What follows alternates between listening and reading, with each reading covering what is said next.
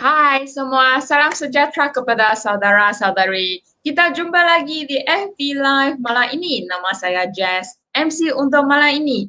Wah, tadi nampak dekat komen malam ini, kawan-kawan yang join FB Live memang ada kebanyakan sudah berpengalaman dekat gardening dan kebun. Ada yang 1 tahun berpengalaman, 2 tahun, 3 tahun lebih punya juga ada.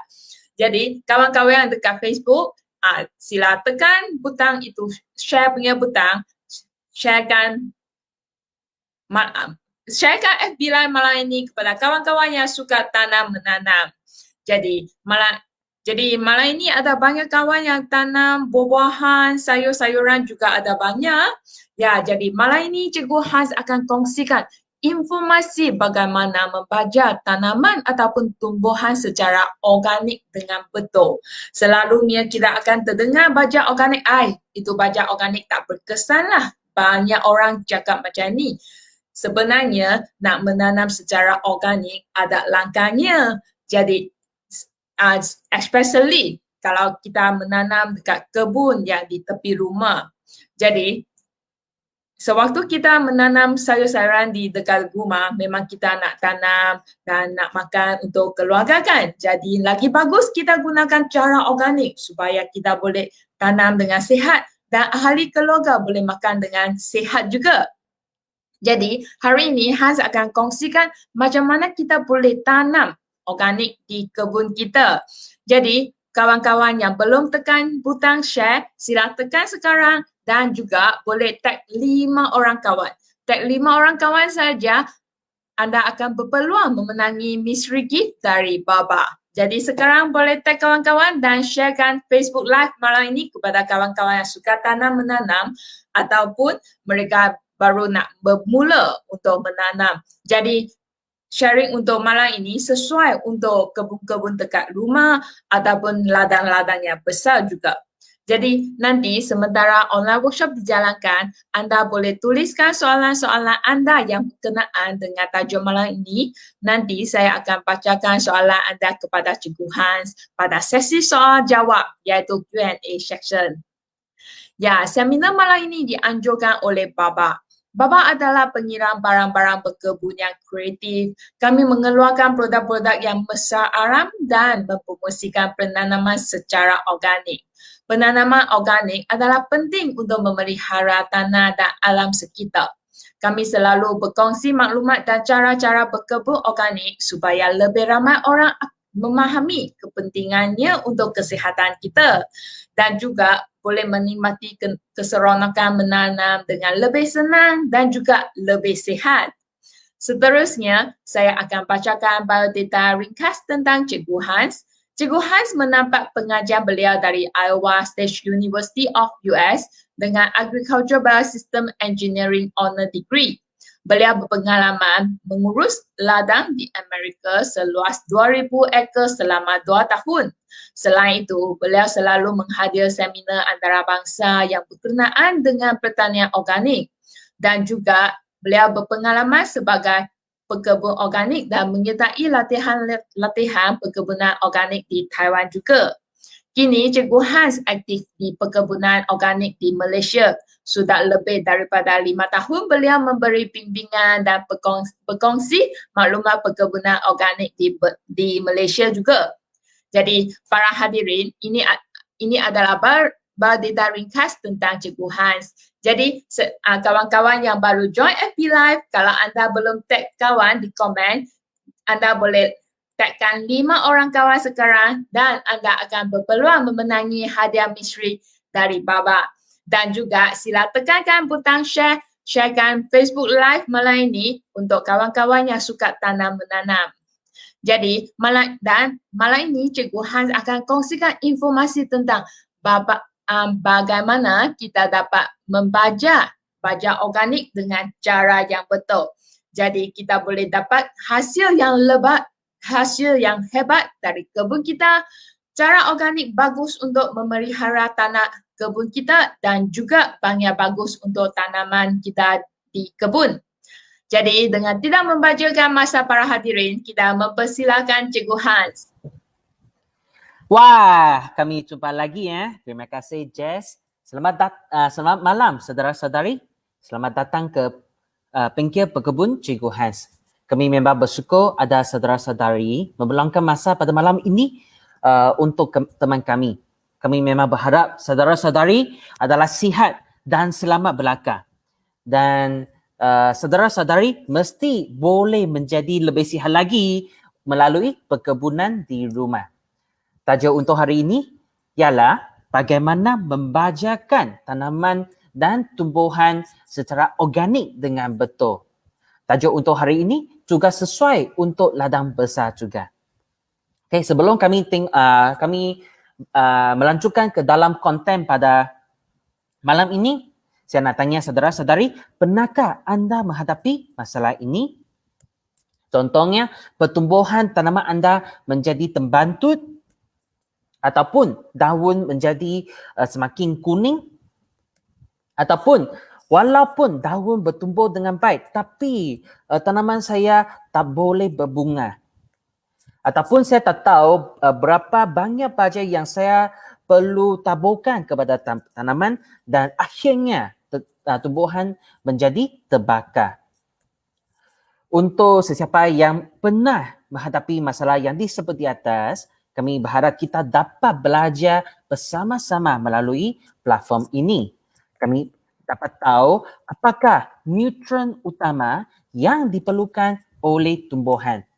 Kami dapat tahu proses membajakan tumbuhan, macam mana memberi baja yang betul untuk tanaman yang berbeza jenis. Macam mana membajakan tanaman dengan betul dari segi cara dan kadar aplikasi. Dan kita juga dapat membiasakan gejala kekurangan nutrien pada tumbuhan.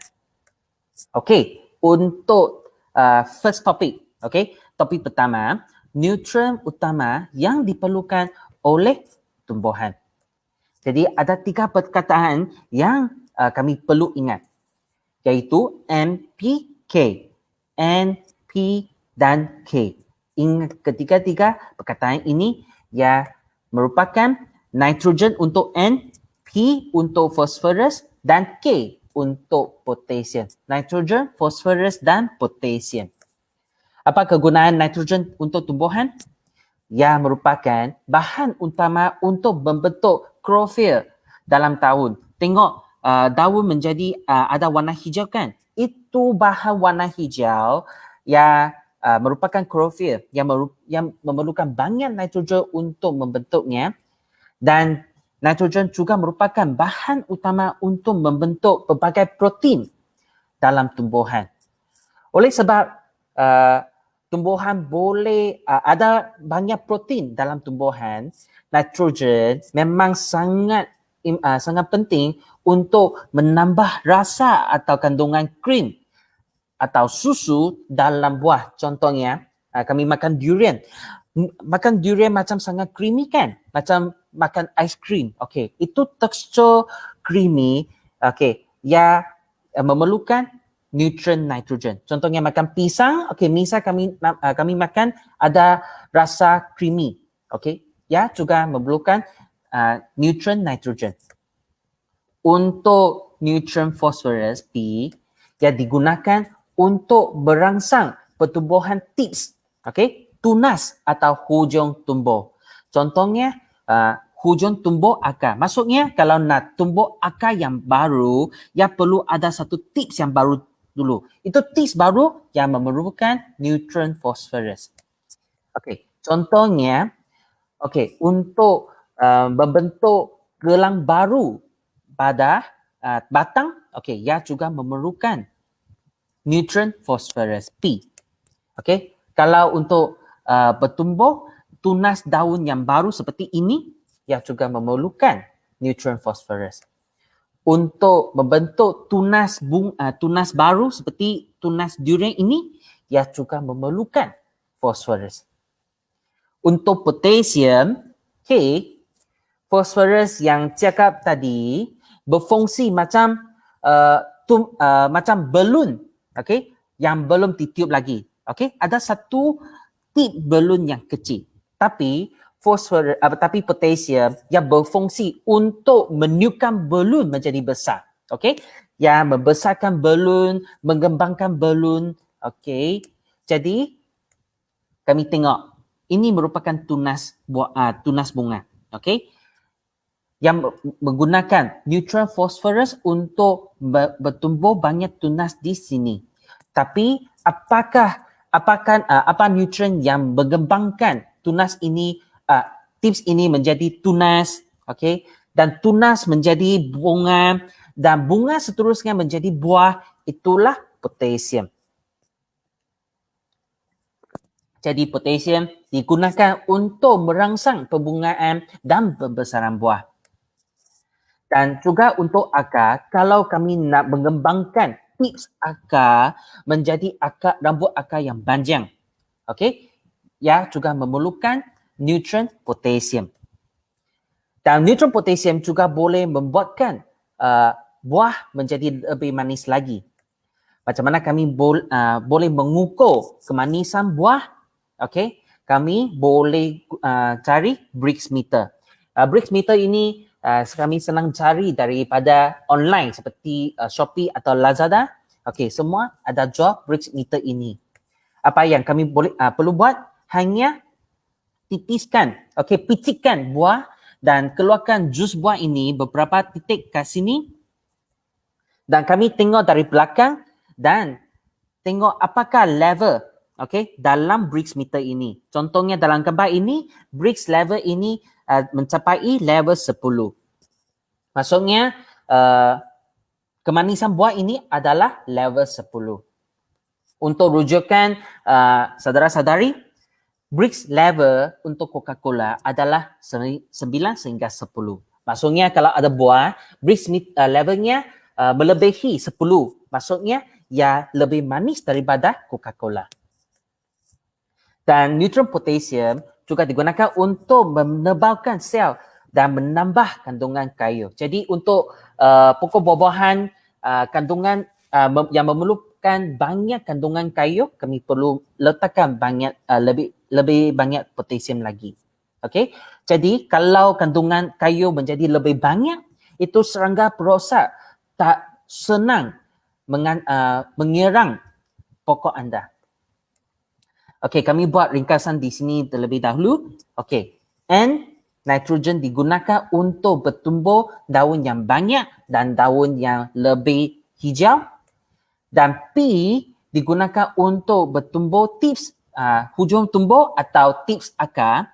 Dan potasium K digunakan untuk mengembangkan tips. Okey, contohnya bunga, buah atau rambut akar. Okey, biasanya bagaimana pekebun membacakan tumbuhan? Pilihan utama untuk pekebun adalah baja kimia. Apa yang kami tahu, baja kimia merupakan sumber bahannya diperbuat daripada bahan yang tidak boleh diperbaharui, contohnya petroleum. Dan sisa kimianya biasanya tidak dapat terbiodegradasi dan tidak dapat digunakan semula dalam persekitaran. Mengikut kajian, hanya 30% boleh diserap oleh tumbuhan sahaja. 40% lain yang akan mengalir dalam tanah ataupun sistem air. Apa yang tertinggal dalam tanah akan menjadikan tanah menjadi lebih keras lagi kerana kekurangan bahan organik, serat organik dalam tanah. Apakah yang alir dalam air akan mengakibatkan eutrofikasi. Maksudnya pertambahan lumut yang terlampau dan kematian kehidupan air akibat daripada kandungan nitrogen dan fosforus yang meningkat dalam sistem pengairan. Dan 30% akhir yang dilepaskan menjadi gas rumah hijau. Okey, gas rumah hijau ini yang menjadikan bumi lebih panas lagi. Jadi sila bayangkan apakah masa depan yang mungkin dihadapi oleh kami kalau kami gunakan baja kimia dengan banyak. Tanah keras yang susah ditanam oleh tumbuhan, kekurangan air yang bersih dan persekitaran dan tempat tinggal yang semakin panas.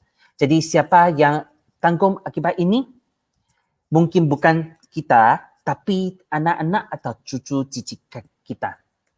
Jadi kalau boleh, kita ambil dan guna apa-apa daripada alam sekitar dan sisanya boleh masuk balik lagi ke dalam alam sekitar lagi. Inilah kitaran tutup yang seimbang dan sihat. Baja organik yang diterangkan pada hari ini dapat memenuhi syarat ini. Baja organik merupakan kunci untuk tajuk pada hari ini. Okey, kami buat ringkasan terlebih dahulu. NPK adalah nutrien utama bagi pertumbuhan tanaman. N, nitrogen, digunakan untuk membuatkan daun lebih besar dan hijau dan membuatkan buah lebih bersusu atau berkrim.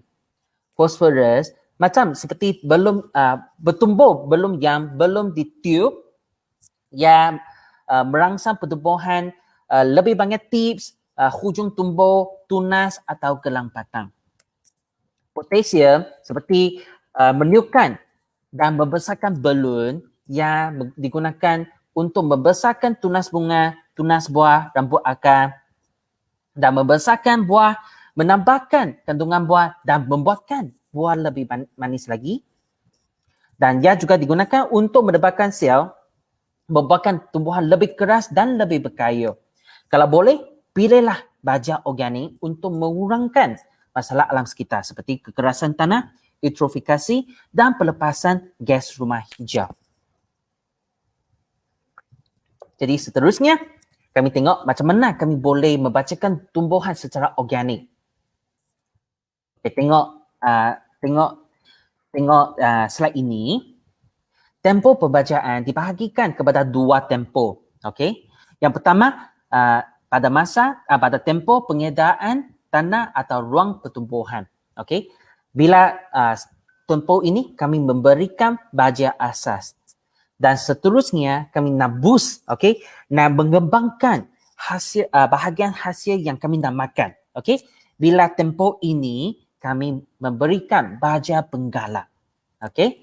Dan selepas itu kami dapat hasilkan. Okay, kami nak sediakan ruang lagi. Okay, kami berikan baja asas lagi. Okay, sekarang mari kami tengok tempoh pengedaraan tanah atau ruang pertumbuhan. Semasa anda menyediakan tanah, anda boleh campurkan 20 sehingga 30% kompos dengan apa-apa jenis tanaman, apa-apa jenis tanah atau media tanaman. Tak kira apa-apa jenis tanah atau media tanaman, boleh tanah kuning, tanah hitam ataupun itu kokopit, pimos, okey, apa-apa jenis tanaman, okey, kami boleh campurkan dengan 20 sehingga 30% kompos terlebih dahulu. Kerana kompos berfungsi sebagai macam sebut susu bayi, okey. Bila kami ada bayi, okey, kami takkan terus bagi bayi makan nasi kan, atau makan daging atau makan sayur kan. Kami memberi bayi minum susu terlebih dahulu supaya bayi boleh menyerap nutrien dengan lebih cepat. Okey, dan susunya juga mengandungi nutrien yang menyeluruh. Jadi untuk tumbuhan dari sejak awal, kami nak memberikan nutrien secara menyeluruh terlebih dahulu, kami perlu berikan kompos. Untuk elakkan kuman atau kulat yang buruk yang wujud dalam najis penatang, lebih baik kami boleh gunakan kompos yang diperbuat daripada sumber tumbuhan. Contohnya, kompos ini diperbuat daripada sumber tumbuhan seperti sisa tebu, sisa cendawan, tedan nasi, sisa kelapa sawit, okey. Dan kompos ini dipusing oleh mesin setiap hari, okey, supaya dia dapat banyak itu oksigen boleh masuk ke dalam kompos ini, dan kompos ini telah difermentasi lebih daripada 4 bulan ke atas. Dengan letakkan kompos dalam tanah, okey, kami boleh membekalkan bahan serat organik, okey, ke dalam tanah. Bahan serat organik ini memang sangat penting untuk mencipta persekitaran yang lembut, okey, yang subur dalam tanah. Dan kami boleh memberikan mikrob yang berfaedah dan juga nutrien yang menyeluruh kepada tumbuhan. Okey, selepas kami letakkan baja asas itu kompos, okey, kami nak boost, okey, kami nak hasil banyak, kami nak galakkan banyak buah atau banyak daun lagi, okey. Jadi kami boleh letakkan baja penggalak. Dan jenis baja penggalak yang betul yang digunakan pada tumbuhan bergantung pada apakah bahagian yang nak dikutipkan hasil. Okey, contohnya sayur berdaun. Okey, untuk sayur berdaun, bahagian hasil adalah daun.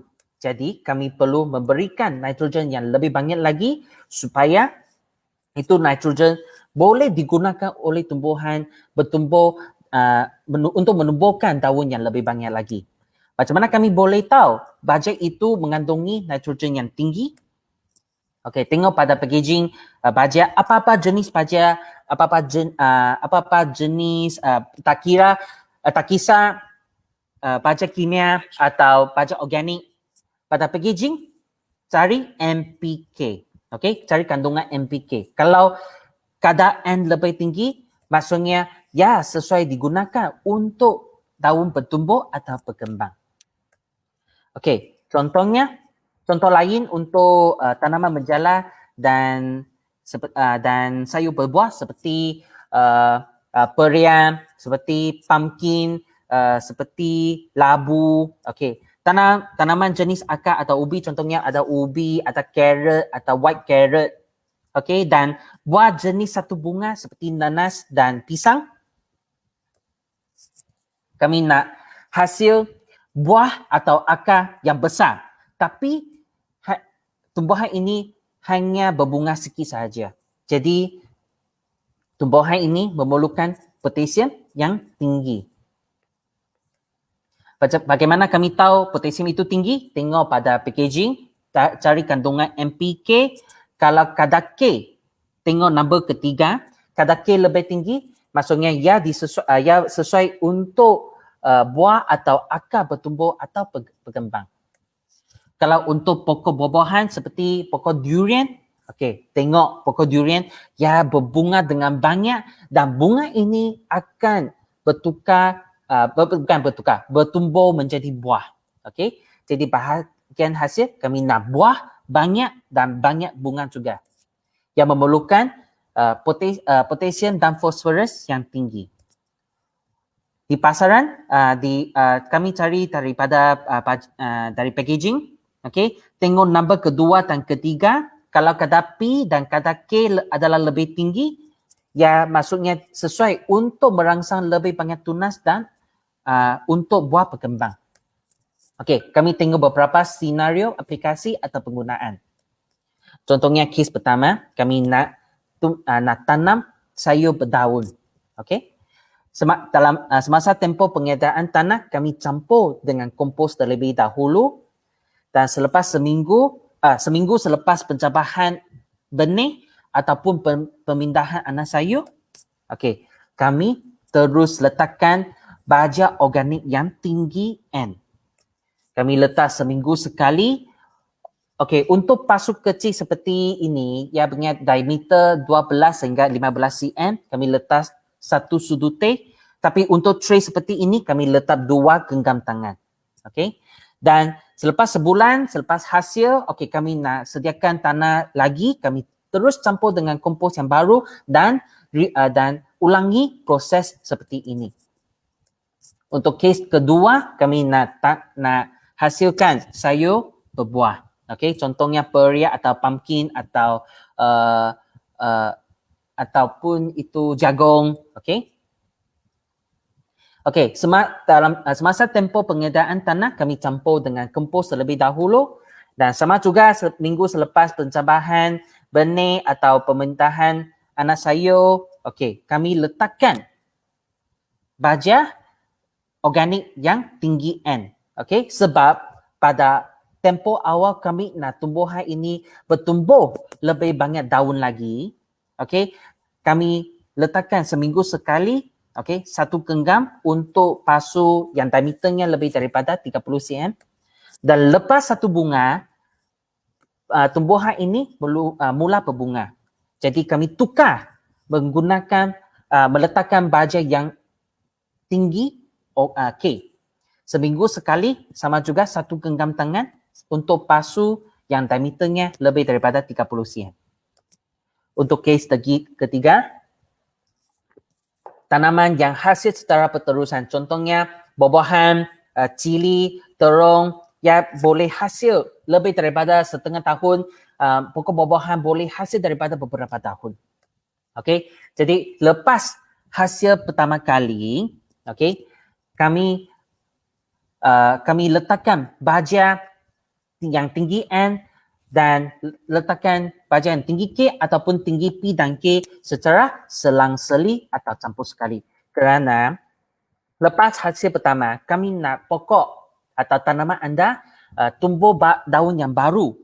Jadi kalau pokok boleh tumbuh daun yang baru, barulah pokok anda boleh tumbuh buah yang baru atau bunga yang baru. Kalau kami terus letakkan K saja, kalau itu pokok terus berbuah boleh, tapi akhirnya pokok anda akan menjadi semakin tua. Jadi kami nak pokok anda ada daun yang baru, seterusnya ada buah yang baru, daun baru, buah yang baru. Jadi kami boleh campur sekali atau taburkan secara selang-seli. Minggu ini saya letakkan baja yang tinggi K, next minggu saya letakkan baja yang tinggi K atau P dan K. Okey, untuk topik ketiga, tengoklah macam mana kami boleh taburkan baja dengan betul. Okey, jangan tabur terlalu dekat dengan pangkal pokok. Dan kami taburkan di kawasan antara pangkal tanaman dengan hujung daun tanaman. Dan kami tutupkan dengan tanah, kalau boleh, selepas taburkan baja organik, okey, kami tutup dengan tanah. Okey, tengok kes ini ya. Okey, kami nak elakkan taburkan baja di pangkal sayur ini kerana itu memang bahagian yang sensitif bagi pokok. Okey, bagi tumbuhan. Jadi kami tengok hujung daun di sini. Okey. Kami hanya taburkan antara kawasan ini saja. Tengok yang berwarna hijau. Okey, sama dengan pokok ini, pokok jagung ini. Okey, kami elakkan taburkan baja pada terlalu dekat dengan pangkal pokok. Okey, tengok hujung daun ini. Okey, kami letakkan baja antara kawasan hijau ini. Jadi kami boleh tengok kalau hujung daun ini tumbuh panjang seperti ini, maksudnya akar juga tumbuh sepanjang ini juga. Okey, tengok pokok buah-buahan, kami elakkan taburkan baja pada pangkal pokok dan tengok hujung daun, okey, dan terus taburkan dalam kawasan hijau ini. Kami tengok ada beberapa teknik aplikasi, teknik penggunaan baja. Kami boleh garikan lubang dan letakkan baja dalam lubang dan tutup dengan tanah. Okey, kami boleh lukiskan garisan seperti ini dan letakkan baja antara sayur dan tutup dengan tanah ataupun penaburan dalam kawasan tumbuh tanaman. Contohnya kami tengok tadi kami cakap tengok hujung daun di sini, okey, dan kami letakkan dalam kawasan kuning seperti ini. Okey, dan elakkan tabur terlalu dekat dengan pangkal pokok. Kenapa kami nak tutupkan baja organik dengan tanah? Sebab ia berfungsi tak sama dengan baja kimia. Baja kimia bila kami letak, ia boleh terus ralut dalam air dan terus diserap oleh tumbuhan. Tapi baja organik bila kami letak dalam tanah, ia perlu masa diuraikan oleh kuman atau kulat yang berfaedah dalam tanah terlebih dahulu, barulah nutrien yang dilepaskan boleh diserap oleh tumbuhan. Okey. Okey, kami boleh tengok beberapa gejala kekurangan nutrien pada tumbuhan. Okey, tengok sini, sila bayangkan pokok ini memang sihat. Daun semua berwarna hijau, daun memang sihat. Kalau pokok ini kurang N, okey, apakah gejalanya? Kalau kurang nitrogen, daun tua akan menjadi kuning. Tengok, daun tua adalah daun yang terbawah sekali, akan menjadi kuning terlebih dahulu. Okey. Tengok yang sebelah kanan, daun tomato ini memang sihat, tapi sebelah kiri, okey, daun kuning secara menyeluruh. Okey. Akibat daripada kekurangan nitrogen. Jadi kalau kami tak pedulinya, daun tua ini akan menjadi semakin kuning, okey, dan tumbuhan akan menjadi lebih cepat tua. Kalau kurang P, phosphorus, okey, kalau kurang phosphorus, daun tua akan menjadi ungu, okey, dan tumbuhan menjadi kedia. Maksudnya dia rasanya tumbuhan terbantu dan tak boleh besar lagi. Okey, tengok pokok tomato ini, kadang-kadang kami akan nampak batang menjadi ungu, okey, yang maksudnya pada masa itu pokok ini kekurangan fosforus. Nah, tengok sama dengan ini, kalau saya kekurangan fosforus, daun tua menjadi ungu juga. Nah, ini strawberry, sama juga daun tua menjadi ungu. Kalau kekurangan potasium K, okey, kurang potasium, daun tua akan menjadi kuning juga. Okey, tapi apa bezanya daripada kekurangan nitrogen? Ia akan kuning atau terbakar, rasanya ada terbakar atau menjadi coklat dari tepi daun terlebih dahulu.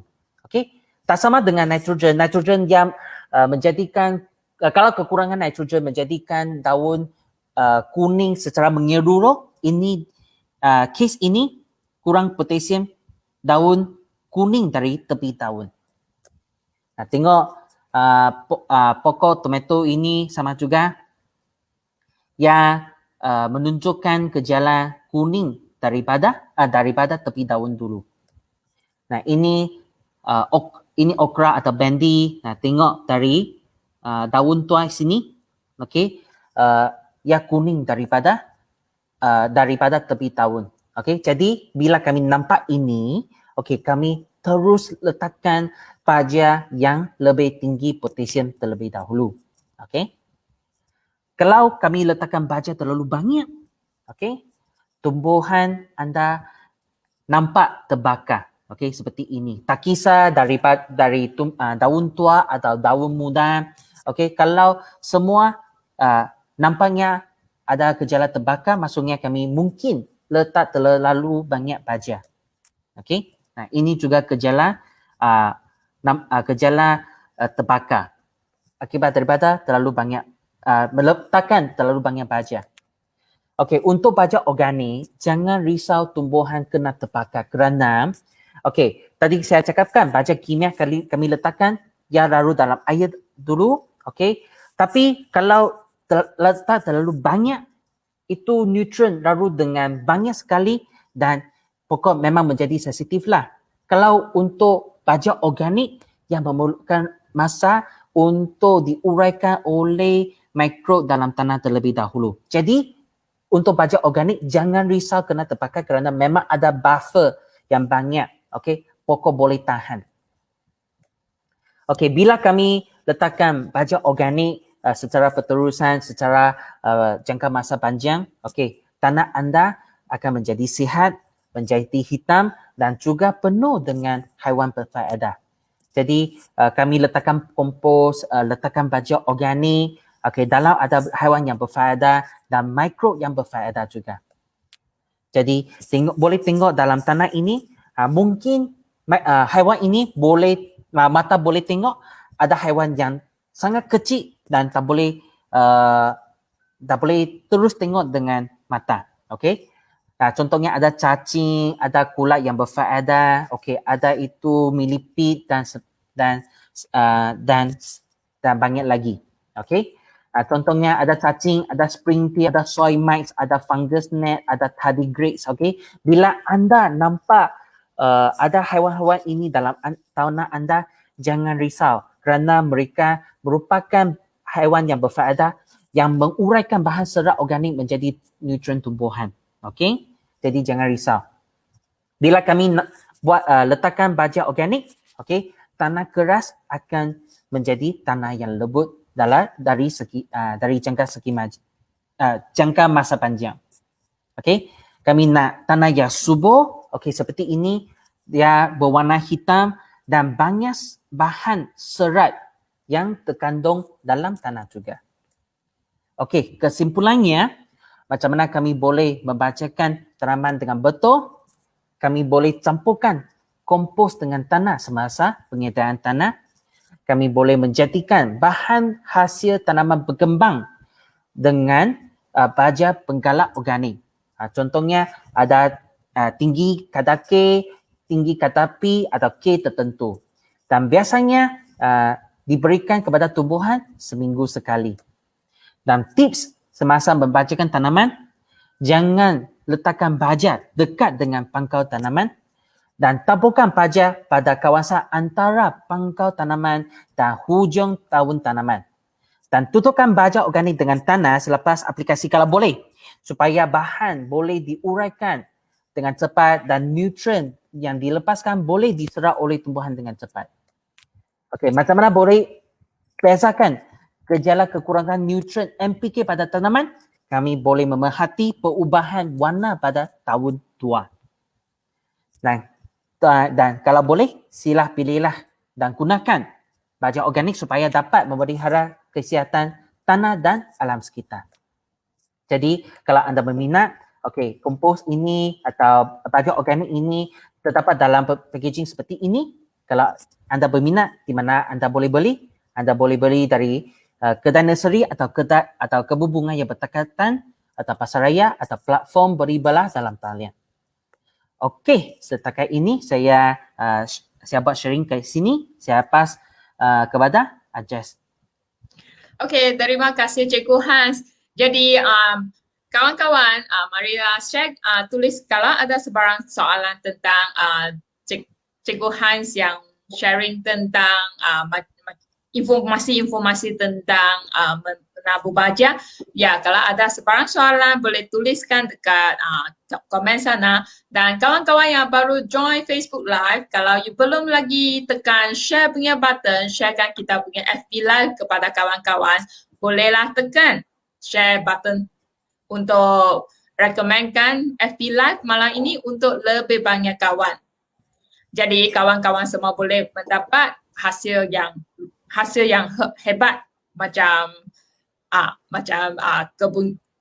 kebun-kebun. Ya.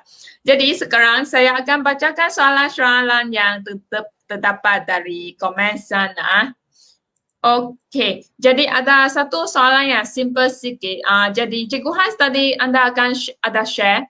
Jadi kalau dia punya tips of leaf brown, hanya tips of leaf warna brown. Apakah nutrients yang kekurangan? Okey, jadi kalau tips menjadi brown, okey, mungkin menjadi terbakar atau menjadi kuning, okey, coklat, okey, ya menunjukkan gejala kekurangan kalsium. Okey, jadi kami boleh letakkan sumber kalsium, contohnya ada kapur ataupun ada itu telur. Eggshell. Okey, kami boleh letakkan eggshell supaya boleh membekalkan sumber kalsium untuk tumbuhan kalau nampak gejala ini. Okey. Jadi tadi ada satu soalan, semasa saya guna baja kopi, saya punya pokok cili sudah selepas dia menabur baja kopi, dia punya pokok cili mati. Adakah baja kopi sesuai untuk pokok cili? Untuk baja kopi, okey, saya rasa tak boleh tabur secara langsung begitu saja kerana itu sisa kopi, okey, sisa kopi mengandungi banyak asid dan ada sejenis kemasinannya, okey. Dia mungkin terlalu masin untuk tumbuhan. Jadi apa yang kami buat, okey, kami perlu kompos kan sisa kopi dulu, barulah kami taburkan ke dalam tanah untuk membajakan tumbuhan. Okey, perlu dikompos terlebih dahulu. Adakah macam semua baja yang di label semasa kita pergi nursery, adakah itu baja-baja asalkan dia label baja kopi, baja kambing, baja lembu, adakah itu adalah mesti adalah organic fertilizer? Okay. Ataupun adakah boleh macam mana kita identify itu baja yang sesuai untuk pokok-pokok kita? Contohnya kadang-kala kami akan dapat baja tahi ayam, baja tahi lembu, baja tahi kambing, dan baja kopi, semuanya mungkin daripada sumber semula jadi, tapi mungkin tak sesuai digunakan sebagai baja organik sebab mengikut standard SIRIM, standard SIRIM, atau standard organik di antarabangsa, baja organik perlu mengandungi kandungan organic matter, lebih daripada 50%. Maksudnya ia perlu mengandungi lebih daripada 50% adalah serat, kandungan serat. Bila kami letakkan dalam tanah, nutriennya akan diserap oleh tumbuhan, tapi apa yang tertinggal dalam tanah 50%-nya adalah serat yang boleh menjadikan tanah lebih lembut, lebih longgar dan lebih sihat. Itulah requirement for the organic fertilizer. Jadi baja tahi ayam boleh organik jika kandungan organic matter lebih daripada 50%. Itulah. Jadi selalunya kalau nak guna baja organik, kita lebih baiklah kita baca dia punya ingredient dan dia punya kandungan, isi kandungan yang dia printed dekat dia punya packaging. Lagi baik, lagi selamat lah. Jadi kita pilih baja yang sesuai untuk pokok-pokok kita. Jadi Cikgu Hans tadi ada share macam mana kita boleh letak baja. Jadi kalau dekat polybag ataupun dekat pasu, macam mana kita boleh taburkan baja untuk pokok buah-buahan dan ataupun itu sayur yang tumbuh terlalu padat, macam mana kita boleh menabur baja? Kalau untuk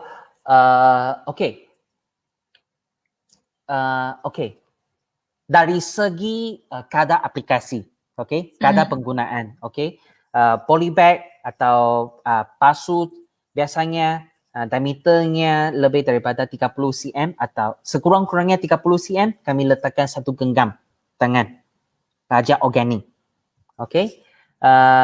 Dan kalau tumbuh terlalu padat sehingga kami tak dapat gali lubang dan letakkan baja dalam tanah, apa yang kami boleh buat, kami terus letakkan baja di atas tanah terlebih dahulu dan kami tutupkan dengan tanah sedikit pun boleh. Supaya ia boleh memulakan proses penguraian. Barulah nutrien boleh dilepaskan. Kalau memang tak dapat tutup lagi dengan tanah, dia akan menjejaskan fungsi dia tak? Ataupun hanya lama sikit saja, lagi 1 ataupun 2 hari? Dia mungkin lama sikit saja sebab dia tak boleh terus dimakan oleh mikrob dalam tanah saja. Jadi mungkin lampas sikit tapi masih boleh fungsi. Dan jadi bagi pokok buah-buahan, kalau dia tanam dalam polybag ataupun pasu, yang penting adalah dia punya kuantiti. Dan asalkan dia tak terlalu dekat dengan batang itu saja sudah okey kan? Betul. Jadi sini ada soalan tentang pokok betik. Jadi dia terdapat itu pokok betik, dia punya akar tumbuh di keluar itu tanah selepas dia menabur baja beberapa kali. Ini disebabkan baja ke atau disebabkan kawasan keluasan ataupun ada spesifik punya sebab tak? Sebab Akar selalu mungkin ada dua sebab. Akar selalu mencari sumber air atau sumber makanan. Okey, jadi kalau itu akar tumbuh keluar daripada tanah, mungkinlah itu air tak boleh masuk ke dalam tanah kerana pengairan yang tidak baik. Itu air bertakung di atas tanah. Jadi bila itu akar nak cari sumber air, dia akan tumbuh keluar daripada tanah. Itulah salah satu sebabnya. Kalau itu air boleh mengalir, tapi biasanya kami letakkan baja di atas tanah sahaja, okey, itu akan keluar cari makan juga. Okey. Itulah sebab itulah sebab akar tumbuh keluar daripada tanah lah. Jadi kalau akar tumbuh keluar ataupun tumbuh di atas tanah, dia akan menjejaskan dia punya pertumbuhan tak? Biasanya tak berapa jejas. Tapi kalau boleh, kami tengok ada kes macam ni, kami terus tutupkan dengan sikit tanah juga supaya itu akarnya boleh terus tumbuh akar yang baru dan tumbuh ke dalam. Okay? Oh, okay.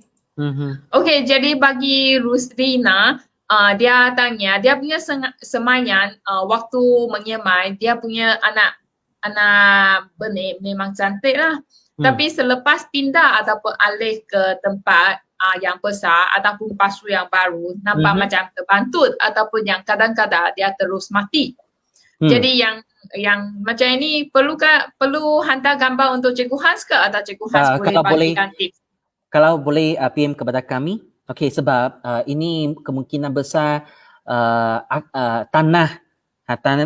tanahnya tak sesuai atau tanahnya tak bagus, mungkin ada masalah. Jadi boleh PM kepada kami dan beritahu kami apakah jenis tanah yang anda guna. Okey, kami boleh beritahu apakah cara penyelesaian dan apa-apa cara lainnya, okey, untuk mengubatinya. Okay, yang next punya soalan adalah lavender. Jadi pokok-pokok jenis herba kita refer kepada organik baja daun, betul? Ya, betul. Tapi kalau contohnya ada beberapa jenis herba yang berkayu, yang batangnya ada berkayu. Okey, jadi kami boleh letak sikit. Okey, potasium tinggi juga. Okey. Kalau dia punya batang adalah saiz besar, maksud. Ya, betul. Okey. Yang next, adakah urea bagus sebagai baja? Urea adalah sejenis baja kimia saya tak terangkan dari segi organik, okey. Dari segi baja kimia saya tak rasa baja urea adalah bagus sebagai baja sebab urea yang ada banyak kelemahan. Dalam tanah dia akan hilang, banyak nutrien akan hilang ke dalam air, ke dalam tanah, okey. Dan biasanya kalau kami taburkan urea yang banyak, ia akan mengakibatkan pencemaran, okey. Dan keberkesanan tak sebagus seperti 15 atau 12, 17. Okey. Jadi ini diterangkan dari segi fungsi baja kimia lah. Okey. Jadi tentang baja, adakah baja yang tinggi dalam N akan menjadikan sayur pahit tak? Seperti sayur kailan ataupun sayur salad? Ataupun ada sebab-sebab yang akan menjadikan sayur berasa pahit? Cikgu Hans ada mengikut kajian kami, biasanya bergantung pada jenis sayur itu. Okey, kami ada satu ladang organik, kami tanam beberapa jenis salad. Okey, memang ia bergantung pada jenis salad itu. Kami tanamkan salad yang tak ada pahit. Ada satu jenis memang sangat pahit sekali. Okey, kami tanam itu. Okey, itu bergantung kepada jenis salad itu. Jadi kalau anda rasa salad ini pahit, mungkin salad ini yang sesuai pada musim sejuk sikit. Okay, ya barulah boleh tak rasa pahit. Okay, kalau nak tanam di tanah rata, okay, kami carilah jenis sayur yang sesuai dengan musim panas. Okay. Okay, dan Cikgu Hans tadi ada share compost based fertilizer memang bagus untuk tanaman untuk menyalurkan trace element untuk pokok-pokok kita. Jadi Ya, betul. bolehkah dia mix dengan baba veggie mix soil? Lebih bagus. Okay, tadi saya cakap tak kisah apa-apa jenis tanah, Regimix pun boleh, atau tanah kuning pun boleh, atau pitmoss pun boleh. Kalau boleh mix kompos terlebih dahulu, ya maksudnya kamu telah memberikan nutrien yang menyeluruh terlebih dahulu. Pokok akan menjadi lebih sihat dan lebih cepat tumbuh. Jadi compost based fertilizer memang sesuai untuk kebanyakan pokok dan juga boleh dicampurkan dengan sebarang tanah. Ya, betul. Okey. Dan hai cikgu, boleh letakkan baja selepas pucuk tumbuh? Pucuk tumbuh, okey, boleh. Kalau biasanya kalau kami letakkan pucuk dalam tanah, okey, kami perlu pastikan pucuk ini dia punya akar telah bertumbuh, barulah kami letak baja. Okey, itulah betul. Okey. Dan saya perasan bila saya bagi baja setiap minggu, baja minggu lepas masih ada dalam tanah. Perlukah saya terus membaja? Biasanya perlu, okey. Tapi contohnya, okey, saya rasa macam ni. Okey, minggu pertama saya beri baja, kedua saya beri baja, ketiga saya beri baja. Okey. Keempat, saya rasa banyak baja lagi. Okey, masa itu saya boleh kurangkan satu kali. Kalau anda rasa masih banyak baja lagi. Tapi tak perlu risau kalau kami membajakan secara berterusan, okey, itu pokok masih boleh makan lagi dan mungkin lebih sihat lagi. Okey. Jadi okey, bolehkah saya tukar organic fertilizer dan mix dengan air, kemudian letak sebagai fertilizer untuk hidroponik tak? Jadi kami anggap ini organic fertilizer adalah Mr. Garnick organic fertilizer. Ya. Okey, untuk baja organik seperti ini kami panggil baja organik pellet. Okey, pellet size pellet. Okey. Baja organik pellet tak sesuai. Okey. Larut dalam air, okey, dan menjadi hydroponic fertilizer tak sesuai. Jadi kalau kami nak buat itu organic hydroponic nutrient, carilah soluble. Okey. Organic fertilizer yang soluble dalam air. Itu organic fertilizer pellet tak soluble dalam air. Tak boleh larut dalam air. Itu tak sesuai. Okey. Okey. Jadi kalau sewaktu kita menabur baja, memang accidentally lah letak telah terlebih baja. Apakah penawarnya?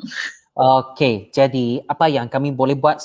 Yang pertama sekali, kami ambilkan itu baja yang berlebihan. Keluarkan baja yang keluarkan yang berlebihan dulu kalau kami boleh.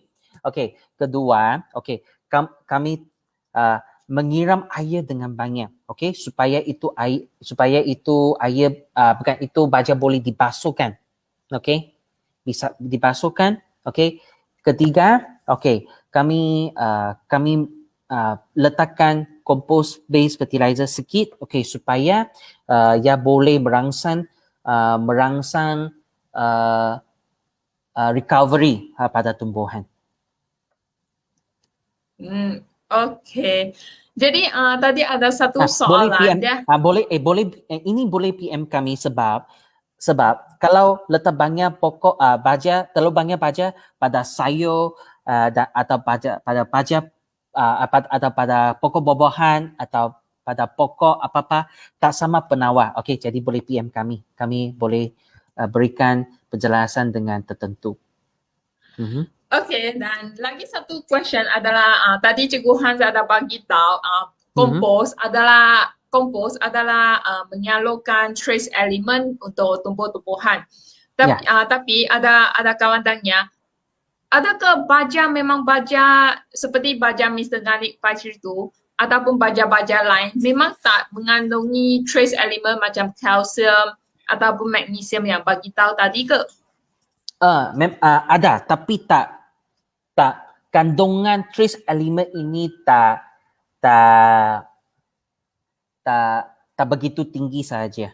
Sebab kami nak fokus pada menggalakkan bahagian hasil tertentu. Okey, jadi kandungan trace element tak tinggi tapi masih ada trace element. Okey, itulah bezanya. Okay. Dan lagi last punya question, baja kompos kalau simpan lama adakah akan rosak? Ataupun baja kompos yang baru proses apakah baunya? Okey, kalau baja kompos ini saya anggaplah baja kompos ini telah difermentasi. Okey, sepenuhnya. Okey, simpan lama takkan rosak. Okey, mungkin anda nampak ada sikit kulap putih pada kompos, tapi itu tak apa. Okey, baja kompos yang baru diproses dia punya bau macam bau tanah yang segar. Okey, macam bau tanah forest yang segar. Okey, itu kalau masih ada sikit bau busuk lagi, mungkin dia tak difermentasi dengan sepenuhnya lagi. Okey. Okey, jadi untuk malam ini kami punya soal Q&A section akan setakat sini saja dan saya ada nampak ada kebanyakan. Okey, saya baca lagi satu soalan. Okey, ini berkaitan dengan lazy soil. Sebab Franco bagi tahu guna lazy soil boleh letak baja tak? Jika tiba-tiba rasa rajin. Oh, boleh. Okey, kalau guna lazy soil, itu lazy soil digunakan untuk maintain pokok. Okey. Tapi kalau anda accidentally rasa menjadi rajin dan letakkan baja, okey, ia akan terus menggalakkan lebih banyak daun atau banyak cabang lagi apa-apalah. Okey. Tapi kalau tak letak baja, guna lazy soil saja dia maintain. Okey, dia boleh hidup. Okey, itulah bezanya. Okey, jadi Franco satu reminder lazy soil dia punya baja hanya cukup untuk ornament plants sahaja. Macam itu pokok-pokok yang untuk kalau anda guna lazy soil pokok untuk hiasan. tanam sayur, memang perlu tambah lagi itu baja buah, baja sayur-sayuran yang baja yang sesuai kepada itu sayur-sayuran. Dan lagi, tadi kawan yang tanya tentang itu kompos, dia adalah tanya baja kompos baba. Jadi untuk baja kompos baba, kalau simpan terlalu lama, adakah dia ada expiry date tak? Oh, tak ada. Sebab itu baja telah difermentasi dengan sepenuhnya. Okey. Jadi tak apa. Okey, no worries. Okey, ini last memang last dia SOS. Okey. Ada sebarang waktu yang tertentu untuk sesuai untuk membaja tak? Okey. Biasanya saya menggalakkan baja sewaktu siang, okey. Tak kira in the morning atau tak kisah in the afternoon, okey, waktu siang. Jangan baja pada waktu malam sebab masa itu fotosintesis tak berlaku lagi. Okey, dia tak boleh serap itu nutrien dan dia tak boleh buat apa-apa proses lagi. Jadi pada waktu siang untuk membaja. Okey. Waktu siang yang paling dicadangkan kalau nak menjalankan menabur baja untuk pokok-pokok tanaman kita. Okey, dan malam ini Q&A memang setakat sini saja. Okay. Dan Okey. Saya jawab satu soalan lagi kerana saya memang ada nampak banyak soalan seperti ini. Okey, Ya. kenapa buah jatuh, kenapa bunga jatuh, kenapa apa-apa pun jatuh lah. Okey, selepas saya membaca. Dia Okey. nak bagi tahu ada section lain ke? Itu saya akan beri sesuai, tapi saya boleh beritahu lagi, beritahu terlebih dahulu. Okey, itulah kerana kekurangan kalsium, magnesium dan boron. Okey, kalsium, magnesium dan boron. Macam mana kami boleh membekalkan kalsium, magnesium dan boron pada tumbuhan? Okey, itu next session kami akan terangkan lagi. Okey, jadi yang ada masalah tentang kenapa I punya pokok tak boleh berbuah, tak boleh berbunga ataupun bunga jatuh awal. Jadi mestilah follow Baba Gardening punya page ataupun hijauan Baba.